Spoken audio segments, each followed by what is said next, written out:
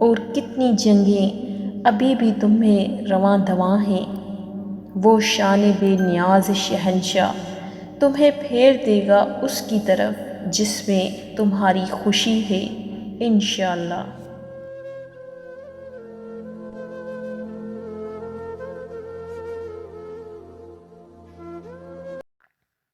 اللہ تعالیٰ قرآن میں فرماتے ہیں کہ میں کسی بھی جان کو اس کی طاقت سے زیادہ نہیں آزماتا ہوں، تو کیسے ممکن ہے کہ تمہاری آزمائش ختم نہیں ہو سکتی؟ اگر ایک آزمائش کے بعد دوسری آزمائش آ رہی ہے تو جان لو اللہ تمہیں مزید اپنے قریب کرنا چاہتا ہے۔ وہ تمہیں اپنی محبت سے نوازنا چاہتا ہے۔ وہ جب تک آزمائے گا جب تک تم مکمل اس کی محبت سے سرخرو نہیں ہو جاتے۔ نہ جانے اس وقت کن کن لوگوں پر اللہ کی آزمائشیں ہوں، لیکن یقین کرو ایک بار آزمائش سے ہارنے کی بجائے اٹھنا سیکھو، خود کو مضبوط کر کے سب کچھ اللہ پر چھوڑ دو۔ حقیقت کو تسلیم کر کے اللہ کے کن پر یقین رکھ کر توکل کر کے تو دیکھو، پھر دیکھنا کیسے روح کے اندر تک سکون ہی سکون بھر جائے گا۔ دلوں کے حال اللہ بہتر جانتا ہے اور تقدیروں کے کھیل بھی اس کے ہاتھ میں ہیں۔ تو پھر کیوں مطمئن نہیں؟ کیوں سوچوں میں گھرے ہوئے ہو؟ کیوں اس کی بادشاہت پر یقین نہیں؟ کیوں اس کے فیصلوں پر راضی نہیں؟ جب اللہ جانتا ہے کہ اس وقت کیا بہتر ہے، پھر دل میں وسوسوں کا سوال ہی پیدا نہیں ہونا چاہیے۔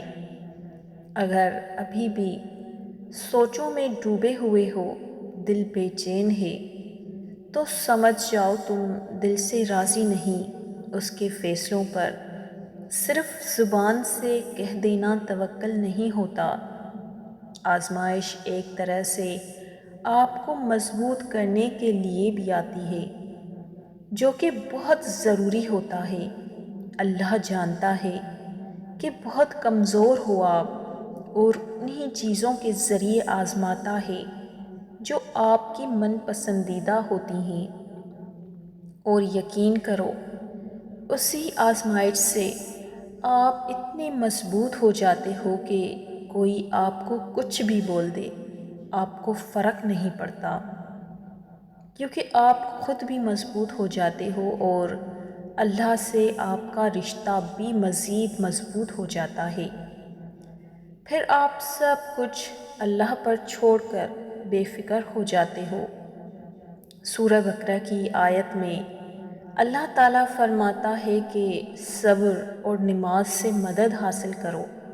تو دیکھو جب کوئی ایسی آزمائش آ جائے کہ کوئی راستہ نظر نہ آ رہا ہو، آپ کو حق پر ہوتے ہوئے بھی مشکلات کا سامنا کرنا پڑے، ایسے میں اپنا اللہ پر یقین اور پختہ کر لینا، فوراً اٹھنا، وضو کرنا، خوشیوں کے ساتھ نماز ادا کرنا اور اللہ سے مدد مانگنا کہ اللہ آپ تو جانتے ہیں، آپ تو جانتے ہیں میں سب کچھ چھوڑ کر صرف آپ کے لیے یہاں آیا ہوں۔ اب مجھے ثابت قدم رکھنا، مجھے اپنے نفس کے حوالے نہ کرنا، مجھے شیطان کے وسوسوں سے بچا لینا۔ میں ماضی کے گناہ میں پھر پڑنا نہیں چاہتا۔ پھر دیکھنا اللہ کیسے تمہاری مدد کرتا ہے، کیونکہ یہ تو صرف تمہاری یقین کی آزمائش تھی۔